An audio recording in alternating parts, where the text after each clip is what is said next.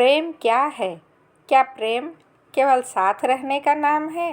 नहीं, प्रेम तो वह भाव है जो राधा और कृष्ण के बीच था, शाश्वत, निस्वार्थ और अनंत। आइए सुनते हैं एक ऐसी प्रेम गाथा जो आज भी हर दिल को छूती है।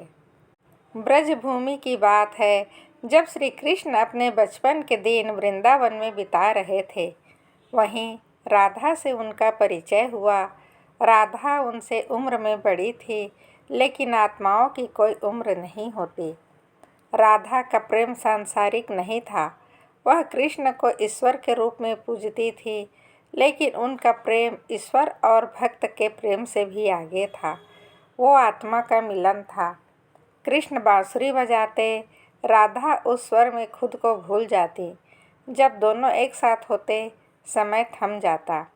वृंदावन की गोपियाँ जानती थी कि राधा और कृष्ण का प्रेम कोई साधारण प्रेम नहीं, बल्कि एक दिव्य संवाद है।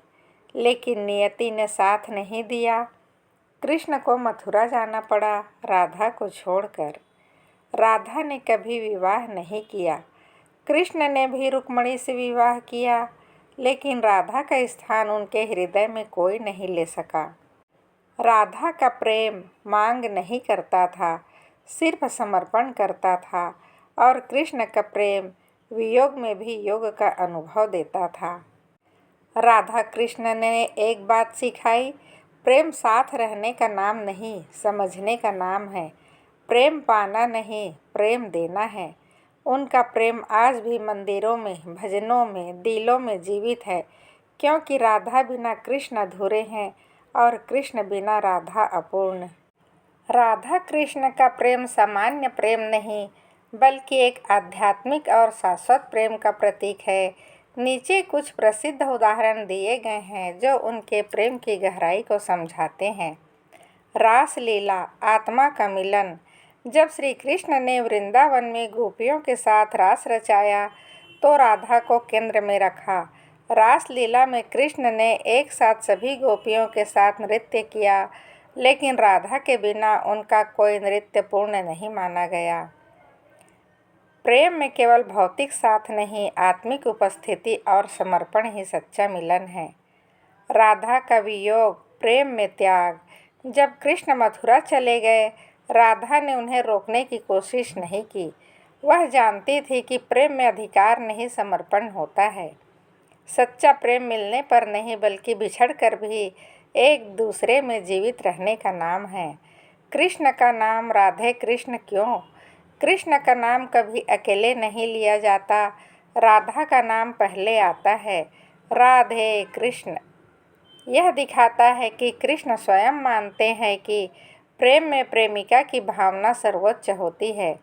ये उदाहरण बताते हैं कि राधा कृष्ण का प्रेम देह से नहीं, आत्मा से जुड़ा था। उनका प्रेम हमें सिखाता है, प्रेम में स्वार्थ नहीं होता, समर्पण होता है। प्रेम पाने से ज़्यादा देने में आनंद होता है। प्रेम जब ईश्वर से जुड़ता है, तब वह भक्ति बन जाता है। यह प्रेम केवल सांसारिक नहीं, बल्कि आत्मिक और आध्यात्मिक है। नीचे कुछ घटनाओं का जिक्र किया गया है। पहली मुलाकात, बरसाना और वृंदावन का मिलन। जब कृष्ण गोपाल के रूप में वृंदावन में पले बढ़े, तब राधा बरसाना की थी। एक दिन कृष्ण ने अपनी बांसुरी की मधुर धुन से राधा का ध्यान खींचा। राधा उस स्वर में इतनी खो गई कि पहली नज़र में ही आत्मा जुड़ गई। सच्चा प्रेम दिखावे से नहीं, भावना से शुरू होता है। बांसुरी की पुकार, राधा का हर बार आना।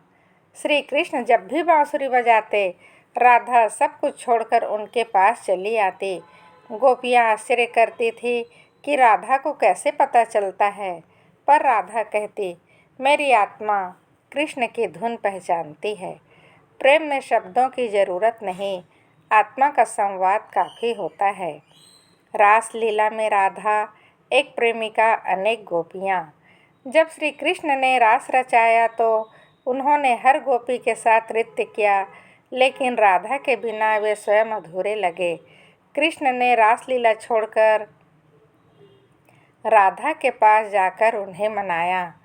प्रेम में विशेषता होती है और सच्ची प्रेमिका ही हृदय में सबसे ऊंचा स्थान पाती है।